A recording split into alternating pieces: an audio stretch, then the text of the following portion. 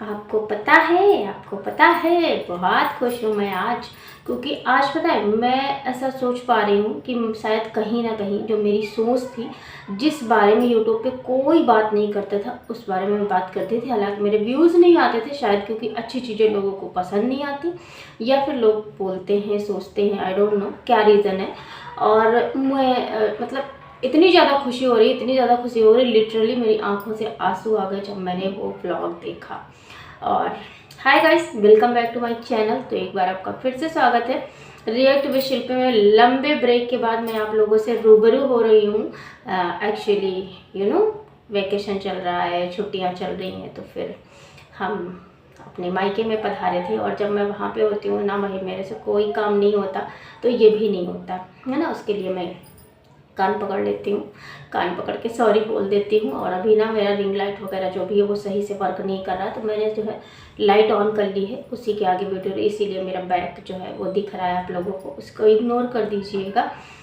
और हाँ, कल वाला जो मैंने ब्लॉग देखा सपना का, अभी मैं बस थोड़ा थोड़ा बोलूँगी, बाकी रिएक्शन मेरा जो आएगा वो शायद डीप में अगर आप लोग देखना चाहेंगे तो मैं दूँगी। और सच बताऊँ ना, आंसू आ गए मेरी आंखों से। मैं ये हमेशा बोलती थी कि यार, हमेशा मैंने ये चीज़ बोली है कि यहाँ पे प्लानिंग प्लॉटिंग जैसा कुछ नहीं है। हाँ, कभी हम भड़कावे में आ जाते हैं, कभी वो भड़कावे में आ जाते हैं, जैसा कि अंकल आंटी है और या फिर सपना है। जी हाँ, मैं बात कर रही हूँ सपना के बारे में। और कल मैंने पता नहीं कैसे क्लिक हो गया, तो मैंने वो ब्लॉग देख लिया था। एक्चुअली सपना के ब्लॉग में देख लेती हूँ बाकी सारी चीज़ों को छोड़ के, हैं। तो आप लोग जानते हैं कि मेरा स्पेशल कनेक्शन है, और ये कनेक्शन कहाँ तक ले जाएगा मुझे नहीं पता है, लेकिन जो चीज़ें कहते हैं ना कि जब इंसान आपके दिल में चल रहा हो तो अगर आप बोल लो तो ज़्यादा अच्छा रहता है। तो यहाँ पे मैं सिर्फ और सिर्फ अपनी बात बोलने आई हूँ कि जब कोई भी यूट्यूब पे मैंने इतने सारे रिएक्शंस देखे, लेकिन इन टॉपिक्स पे कोई बात नहीं करता था। सबसे पहला कि प्लानिंग प्लॉटिंग जैसा कुछ नहीं है, प्लानिंग प्लॉटिंग ऐसा करना निकालना और ये सारी चीज़ें है ना, ऐसा कुछ नहीं है। दूसरी बात ये है कि मैंने ये भी बोला था कि यहाँ पे सिर्फ और सिर्फ गलती इतनी सी है कि कोई भी एक दूसरे के जो इमोशंस हैं, जो फीलिंग है, उनको नहीं समझ रहा। और ये बात कहीं ना कहीं सच साबित हुई। कैसे सच साबित हुई ये मैं बता सकती हूँ आप लोगों को। देखिए, अभी सपना को अपनी गलती रियलाइज़ हुई, राजवीर जी के जो है और सूरज जी का जब एनिवर्सरी हुई है ना, तो सूरज जी की एनिवर्सरी पर उसने जो है सपना ने प्रॉपर कम्युनिटी डाली, और उस कम्युनिटी पे उसने सॉरी बोला। ठीक है, उसने सॉरी बोला। यहाँ से होता है शुरू रियलाइजेशन। हालांकि देखो, हमारे दिल में बहुत दिन से चल रहा होता है, और सपना के दिल में भी बहुत सारी चीज़ें चल रही थी। आप लोगों ने पता नहीं नोटिस किया है कि नहीं किया है, पर मैंने हर ब्लॉग में सपना को ये चीज़ बोलते, देखो फालसे वाला एक सीन था जहाँ पे वो बोल रही थी, तो बोलती थी मैं शिवपुरी लेके जाया करती थी। घर पे सफाई कर रही थी, एक दिन गमले वगैरह सेट करना था, वहाँ पे उसने बोला मैंने ऐसे ही शिवपुरी में किया था। तो हालांकि कभी कभी हम बोल नहीं चाहते हैं ना, लेकिन वो चीज़ें हमारे दिल में आ जाती है। कहते हैं ना कि हमारा जो अपनों के साथ कनेक्शन होता है वो कहीं ना कहीं हमें हर बार याद दिलाता है, हर बार याद दिलाता है, हर बार हमें पहुंचाता है, याद दिलाता है कि भाई हम वहाँ से भी बिलोंग करते हैं, वहाँ पे भी हमारे कुछ अपने हैं, जो कि सपना के साथ अक्सर होता था। और ये चीज़ मैं सोचती थी मैं बोलूँगी। उसके बाद फिर सपना का कल वो ब्लॉग आया जहाँ पे सपना ने अनाउंस किया कि वो अपने इन लॉ से मिलने जा रही हैं और बच्चों को दादा दादी से मिलवाने जा रही हैं। और ये चीज़ सुन के शायद ही कोई ऐसा होगा जो खुश नहीं हुआ हो। जो भी सपना का, अंकल आंटी का, किसी का भी हितैषी हो, किसी का भी वो हो, लेकिन हाँ खुश हुआ था कि यार चलो, सपना छोटी है, उसके बावजूद भी वो पहल कर रही है, उसको अपनी गलती का एहसास है। एक पता है, एक जो जेन्युइन लड़की होती है, जो एक जेन्युइन इंसान होता है ना, लड़की हो, इंसान हो, कोई भी हो, वो इंसान अपनी गलती को बहुत जल्दी मान लेता है।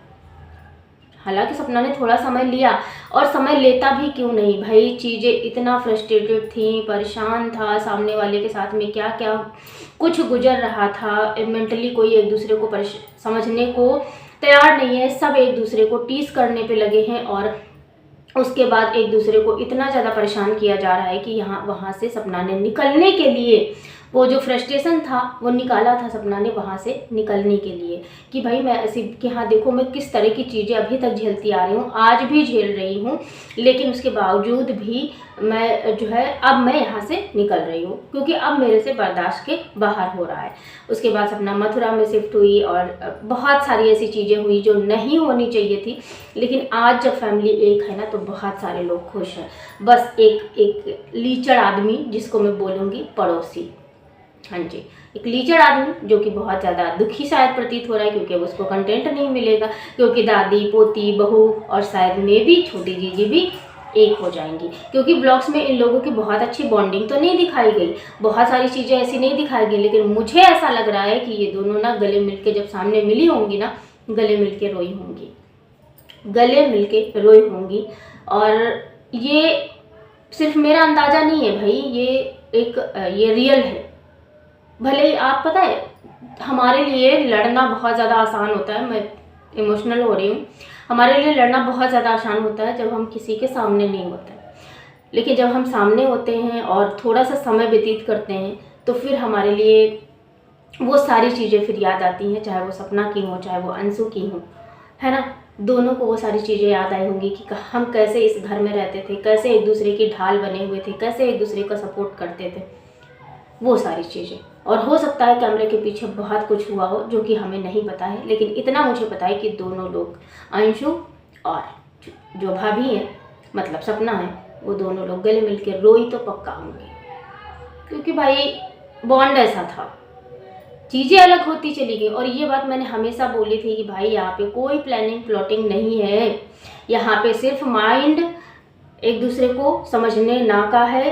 दूसरी बात है यहाँ पे कुछ लोगों का, जो बाहरी लोग हैं, बाहरी लोग इन द सेंस अंशु के मम्मी पापा, उनको मैं बाहरी ही बोलूँगी, क्योंकि अंशु बचपन से पली बड़ी है, और ये भी है कि उसको अगर बरगलाया नहीं गया होता, उसको अगर मतलब नहीं, एक ब्रेन वॉश टाइप का वो नहीं किया गया होता, या फिर अंशु के पापा ने जो बात बोली थी कि हाँ ये भाग जाएगी और ये सारी चीज़ें पासवर्ड वगैरह ला के दे दो, ये है ना, ये राजवीर जी के जाने के बाद, और उसकी मतलब उनके जो थॉट्स दिखते हैं अभी तक पता चलते हैं, है ना, उन लोगों के इंटरफेयर की वजह से ये सारी चीज़ें हुई। और अगर अंशु यहाँ नहीं होती ना तो इतने लंबा सफ़र, इतना लंबा जो समय बीता है ना, मतलब अंशु यहाँ नहीं रह रही होती, तो ये जो सास बहू पोती पोतियाँ जो सारे लोग अलग हुए वो नहीं हो रहे होते, क्योंकि हालांकि अंशु भी यहाँ पे एक ऑप्शन के तौर पे थी कि चलो यार बहू नहीं है बेटी सही, और वो बेटी जो कि जिसको हमने बचपन से अपना माना है, प्यार दिया है, पाला है, पोसा है, भाइयों की भी बहुत ज़्यादा चाहती थी, भाभी की भी बहुत ज़्यादा चाहती थी,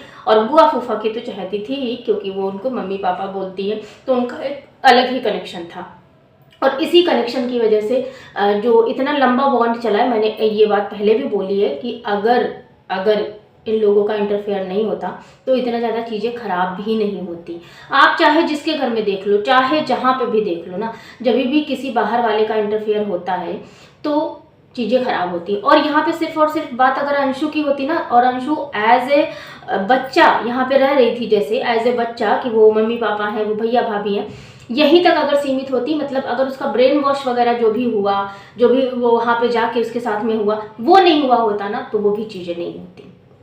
और आज सच बता रही हूँ, मैं बहुत खुश हूँ। मैं छोटी छोटी चीज़ों पे मैं अपना रिएक्शन दूंगी, लेकिन फ़िलहाल मैं यही बोलूँगी कि भाई यस, मैं बहुत ज़्यादा खुश हूँ। पूरी मतलब जितने भी चाहने वाले हैं, दोनों लोग के चाहने वाले, चाहे वो अंशु के चाहने वाले हो चाहे वो सपना के चाहने वाले हो, दोनों लोग बहुत ज़्यादा खुश हैं, दोनों लोग खुश हैं। हाँ, कुछ लोग थोड़ा सा डरे हुए हैं, थोड़ा सा सहमे हुए हैं, थोड़ा सा उनको ये लग रहा है कि यार सपना को फिर से दर्द ना मिल जाए, या फिर अंशु को फिर से ना दर्द मिल जाए, तकलीफ़ ना मिल जाए, और फिर से वो सारी चीज़ें ना हो, इसलिए कुछ लोग कंसल्ट कर रहे हैं कि हाँ आप उनसे दूरी बना के रखना, और वो बोल रहे हैं उनसे दूरी बना के रखना। लेकिन मैं आप लोगों से हाथ जोड़ के विनती करती हूँ कि भाई अब इस तरह की चीज़ें मत स्प्रेड कीजिए। इससे अच्छा है कि आप ये अच्छा लिखिए, अच्छा बोलिए, और शायद ये फैमिली एकदम मतलब हमेशा के लिए एक हो जाए। हालांकि दादा दादी ने रोकने की बहुत ज़्यादा कोशिश करी, तो मतलब बहुत ज़्यादा इन द सेंस कि तो यहीं रह जाए ना। वो मोमेंट इतना क्यूट था, इतना मतलब टचिंग था कि मैं क्या बताऊँ। और वो आंगन, वो झूला, बहुत सारी चीज़ें ऐसी है ना। लेकिन फ़िलहाल मैं यही कहूँगी कि हाँ ये लोग रोए थे, ये मैं कॉन्फिडेंट के साथ कह सकती हूँ। और आज मैं इसलिए कॉन्फिडेंट के साथ कह सकती हूँ कि जब चीज़ें कोई नहीं ये बोलता था तब मैं बोलती थी, और आज वो बात सही हो गई। फिलहाल मैं अभी मायके से आई हूँ और अभी जस्ट पहुँची हूँ, मतलब नहीं आधे घंटे हो गया होगा। मैंने ब्लॉग देखा और ब्लॉग देखने के बाद मुझे लगा कि नहीं, थोड़ी सी बात मैं आप लोगों से कर देती हूँ, प्रॉपर रिएक्शन आप दूंगी। और पॉजिटिव रिएक्शन देखना है या फिर कुछ अच्छा देखना है, कुछ अच्छा सुनना है कानों को, तो आप इस चैनल को सपोर्ट कर सकते हैं, सब्सक्राइब कर सकते हैं। मिलते हैं हम आपसे किसी नेक्स्ट रिएक्शन वीडियो में। तब तक के लिए स्वस्थ रहिएगा, मस्त रहिएगा, मुस्कुराते रहिएगा, क्योंकि लाइफ में मुस्कुराना बहुत ज़रूरी है और आप पॉजिटिव रहना भी बहुत ज़्यादा ज़रूरी है। Bye bye, take care, thanks for watching, जय श्री राम, राधे राधे।